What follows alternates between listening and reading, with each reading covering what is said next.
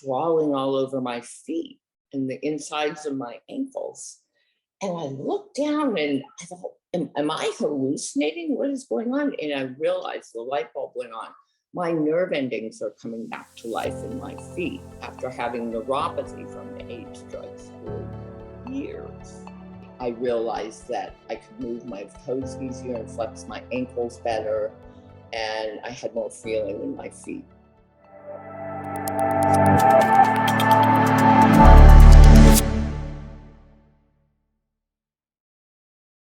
Hey, Pam, thanks so much for coming to spend time with me today. Hey, Tracy, I'm really excited to be here. Thank you. Aw, well, I'm super excited to hear your story because I have heard a piece of it because Andrea was so excited when she met you. So can you start off by telling the listeners a little bit about how you felt prior to coming to QHS? I felt tired, frustrated with the medical community after battling recurring tongue cancer on and off for the last 10 years and having two pretty much back-to-back surgeries at the end of last year. Half my tongue lasered October 28th, December 5th, a pretty radical partial glossectomy, meaning I lost almost a quarter of my tongue because during the laser procedure, he took 3 biopsies because it looked suspicious and it came back squamous cell carcinoma. Well, the follow-up care I wasn't in agreement with.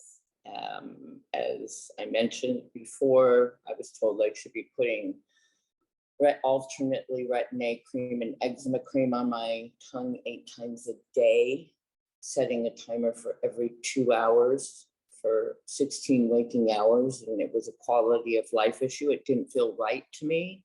And it didn't really, frankly, help me dodge this major surgery where I lost part of my tongue and taste buds and salivary glands.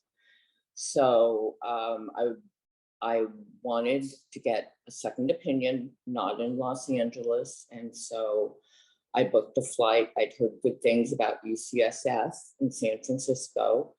And so I decided to make this appointment. The only appointment available was the Friday before Memorial Day.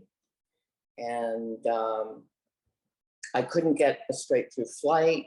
And I was frustrated. It was like, why do I have to go through Phoenix and have a 3-hour layover to go from Long Beach, California to San Francisco, California, basically one end of the state to the other.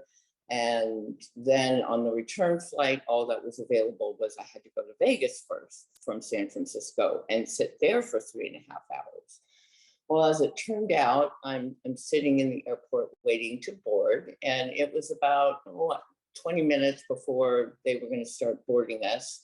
And I got up and went to the restroom, and when I came out, this lovely lady dressed in a bright pink pantsuit with a little white tank and blonde hair was sitting in the seat that I had been sitting in.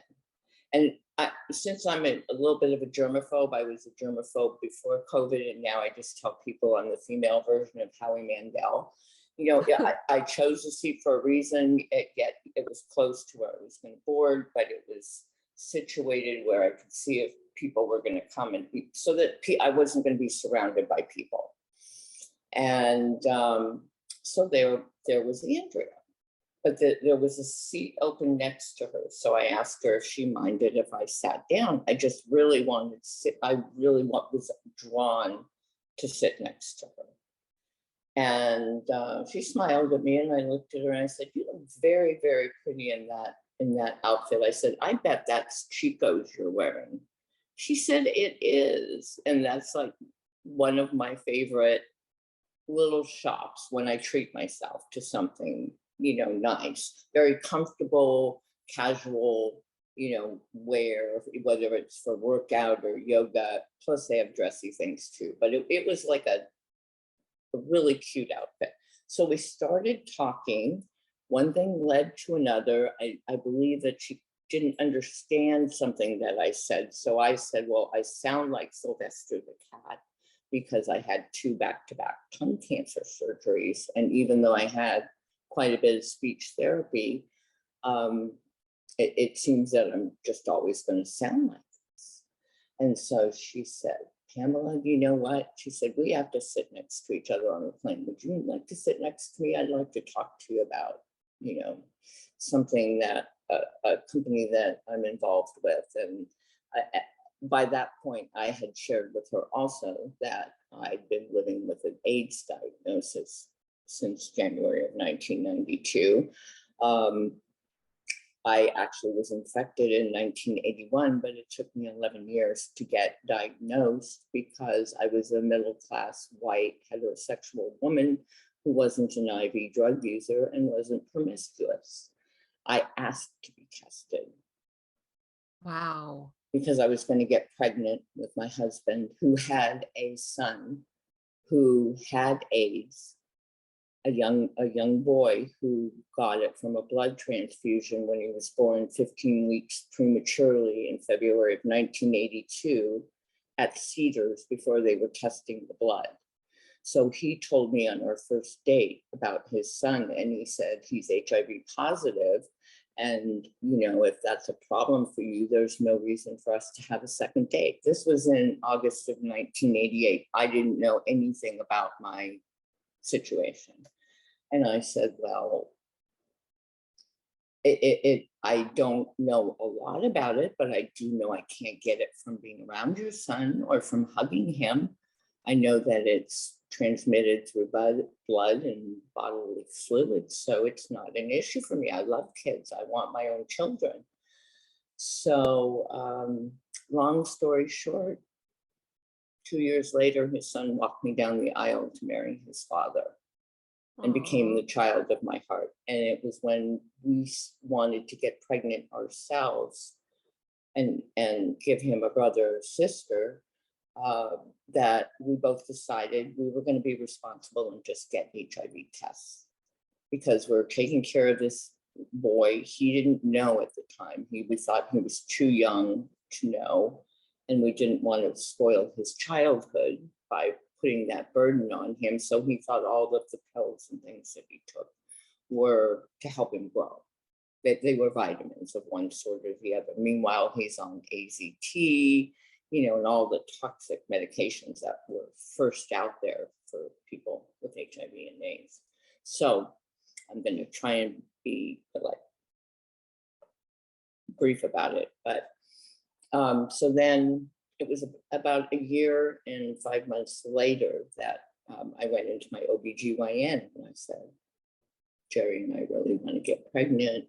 And he said, well, you've had every pap smear you've had has been abnormal. I'd like you to have 2 normal ones before I give you my blessing.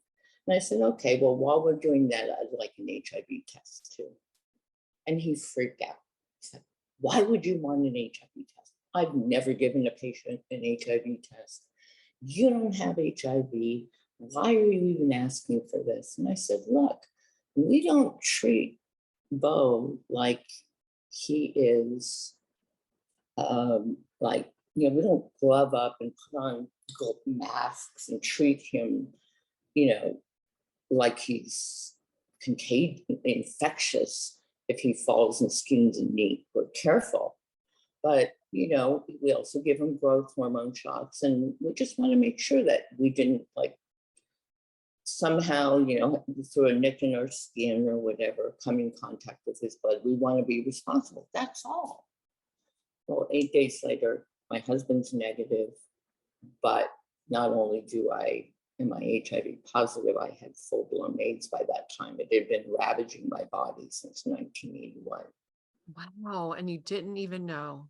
Well, I was sick a lot, and I asked in 1988, right before I met Bo's dad, to be tested. I was in and out of Northridge Hospital, and they said I had lupus or leukemia. And at the end of a 3-week period, 105 high spiking fevers, delirious, they said, oh, you don't have anything potentially life-threatening. You're just a workaholic.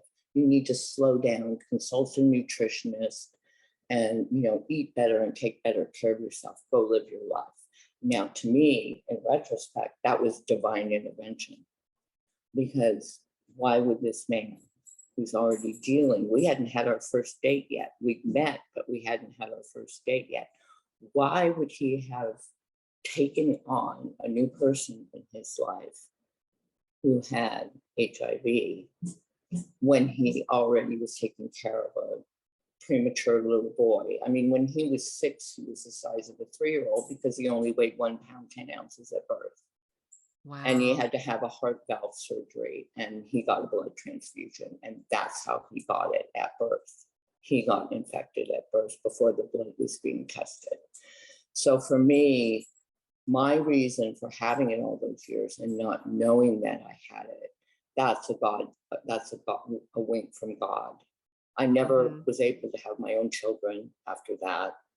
And I was meant to be that boy's mom. And I was his mom until he passed away at the age of 24 after a second bout of cancer. But they didn't expect him to live to be 8 years old, and he lived to be 24. And we shared that together. That was the gift, is that when he was 10, we told him about me. I showed him my pills. He took, they were the same as he took. And I took them in front of him and I said, we're going to be okay. I have it too. And we're going to fight this together. And if you ever have any questions, you can come to me. If I don't know the answers, I will get them. Aww. And we're going to fight this together. And he later said that his Pammy didn't have it too, that was what he called me instead of mom. He had a mother, that he probably would have killed himself, because he doesn't think he would have gotten through it without having me go through it with him. Wow. Yeah, that's definitely a God match thing. It was. So you met Andrea, and then when did you get your device? I got my device. I've been wearing it now like 7 weeks. Okay. And what did you notice? Right away, the sleep. I've been wearing an Apple Watch for several years because I was having SVTs, palpitations that would go up. My heart rate would spike up to like 200 beats a minute. So it monitors that, but it also monitors my sleep. And because of the HIV medication that I take, my sleep is always been all over the map. I mean, if I get 6.5 to 7 hours with 4 hours restful, 4.5 hours restful, wow, that was like a norm for me. And since I've been wearing the device, I'm getting 8.5. I've had a couple of 9-hour nights with 7.5 hours of restful sleep. And that's been kind of a regular thing, which is a miracle for me, because that's great. You know, I'm going to bed at a more normal hour and waking up with my dog, 7:30, 8 o'clock, instead of being up until almost 2 and sleeping until 10. It's also, I've put it down by the black device. I was putting down by my feet, taking it off my upper body because I want it closest to here for the, right, because of the tongue. But I would change, like when I was like sitting up in bed watching television in my room, I would take it off from wearing it in like this cell phone case up around here, or having it in my bra, and put it down, and hold it between my feet. And it was about 3 days ago, since I started doing that I felt like I had ants or spiders crawling all over my feet and the insides of my ankles. And I looked down and I thought, am I hallucinating? What is going on? And I realized the light bulb went on. My nerve endings are coming back to life in my feet after having neuropathy from the AIDS drugs for years. Wow, that's cool. And I heard somebody else describe a similar, I think it might have been Andrea that explained it to something like that to me, that it was like a pain for, and there was some pain the day before that where they were hurting a lot more than usual. And then now it's considerable more feeling in my feet. And now I can do that every night because the white device just arrived. So I can wear the white device up here and use my black one holding it between my feet, which, I mean, I've paid thousands of dollars and gone to homeopathic places and gone through the being, what is it? Gluten, no dairy, no gluten, no, what's the diet when you're Keto.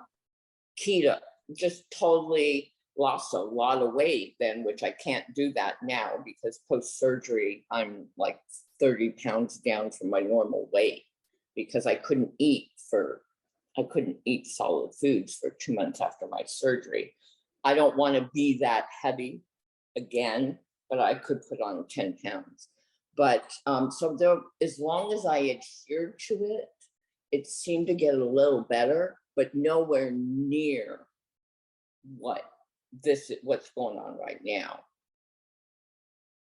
Well, And it was so bizarre. It's like after the feeling of insects crawling on my feet went away, I realized that I could move my toes easier and flex my ankles better. And I had more feeling in my feet, which is amazing. Also, the person who just walked through the video, it hasn't always been easy because it's been over and finished since September, but because of my surgeries, we couldn't sell the house until after I was recovered enough. The house was on the market from March 9th until just recently. It's in escrow. It's going to close next week. But since I've been wearing the device, I'm calmer around him. I'm able it's become really amicable. I make food for myself. I make food for him. And I was able to hug him the other night and tell him that I'm sorry that this is hurting him so much, and that I didn't set out to do that, but I'm very focused and very clear that I can only take care of myself. I'm trying to save my own life right now with this, because then I was told if there's another surgery, they'll take half or more of my time. wow. And so it's changed the feel in my home with him because I'm calmer. And you know, I'm sure you know, when you change and you're calmer, the other people around you have to change in some way, shape, or form. Yeah. So it's become more amicable. We spent yesterday sorting through commingled Halloween and Christmas and Easter and Thanksgiving decorations, stuff that was his before, mine before, and then deciding on what we bought together, who was going to take this material stuff. I just really want the stuff that I have sentimental value, stuff that was from my son, you know, when I decorated them. But and my hair growing like crazy. And for the first time in my life, I'm not coloring it. I'm letting it go silver. And I never thought I would do that. And my hairdresser even said to me, you know, Pam, I feel like I'm taking your money because your hair is coming in. It's not as brittle as it was. And it's coming in like this beautiful silvery color. It's like Jamie Lee Curtis kind of, you got this Jamie Lee Curtis thing going on. And she says, to put color on it and then put highlight on it, you know, we're friends. I feel like I'm taking your money. You should just let it grow out. So, I mean, it's healthier. I notice when I wash it, there isn't this little ball in the drain, you know, and not losing it. It used to be really, really thin on top. So, and my skin, I can see and feel my skin being smoother. and my energy level is just amazing. I mean, I'm putting on Bee Gees and my favorite music and dancing around the house with my dog. He looks at me like I'm crazy. That's good though. That's like Yeah. high vibe stuff, Yeah. So. And I'm probably moving 2 weeks from yesterday, and I'm not even stressed. Do you know where you're moving at least? Yes, I bought a little mobile home in Harbor City. I'm in escrow on it. So it's probably going to close on the 21st. I'll get the keys on the 22nd and move in on the 23rd. Okay. Lots of trees, very zen, very zen. Little deck to go sit down on and look at the trees, and I can see it's exactly what I visualized. And QHS helped me get this place with what Thomas talks about and what Julie talked about, the sweater or the blouse story. Oh yeah. I started using those tools, and every day I wrote in my journal 3 times each thing. My beautiful current home at, and I would write the address. We'll have a beautiful, loving family who will love this home as much as I have and make new memories in it. And they will be qualified to pay full asking because we've had to do such a hatchet job on the price, So, I mean, I would write it out in my journal 3 times, and I would say it out loud. And then I would say my new, beautiful forever home at, and I'd write the address, is waiting for me to fill it with love and joy and peace. Aww. And it's all happening, and it's happening really, really quickly. We went from almost 5 months on the market with nothing or really low ball bids that neither one of us could accept in order to do our own separate thing, to this beautiful family. It's exactly what I wrote down. See, that stuff works. A young couple with a 4-month-old girl and a 4-year-old girl, and they wrote this beautiful note to us saying that they pictured, when they walked in, they knew right away that this was going to be their forever home, and they picture family dinners around the island that I'm sitting at, and the girls playing tag in the grassy area of the backyard and learning to ride their bikes together on the patio.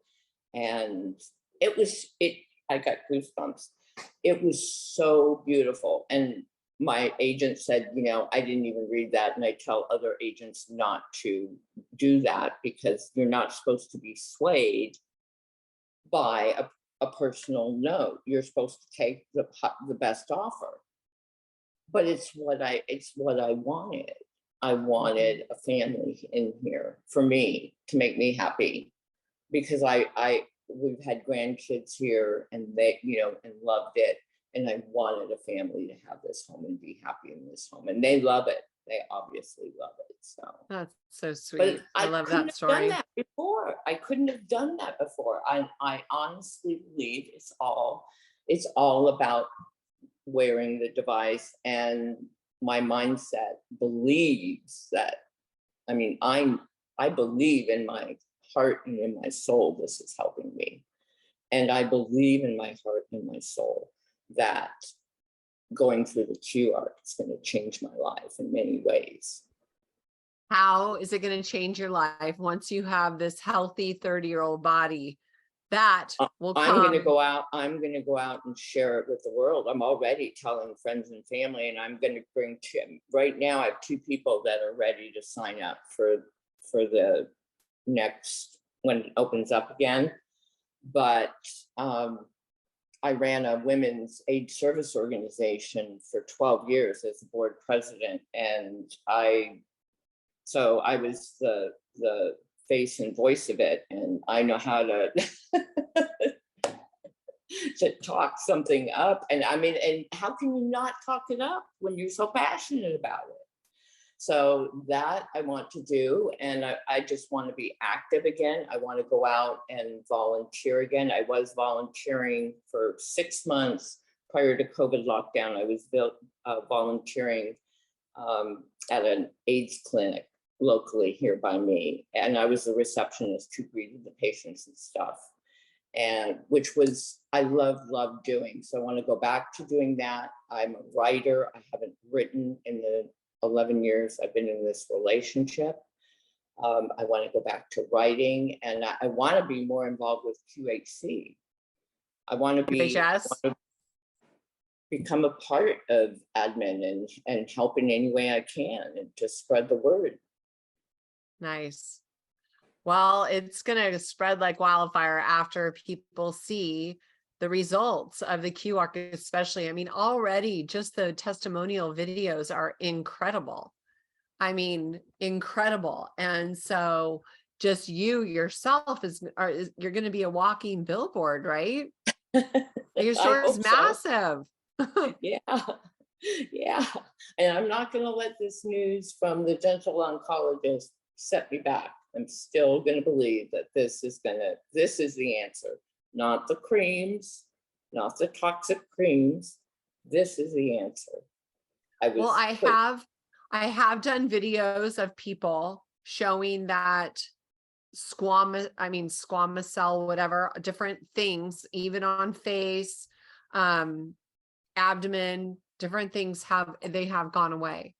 So you are, there's a lot of hope in these devices, or a lot of knowing, I will say, that is going to happen. So that's awesome. And my darling Pam, what would you like to say in closing?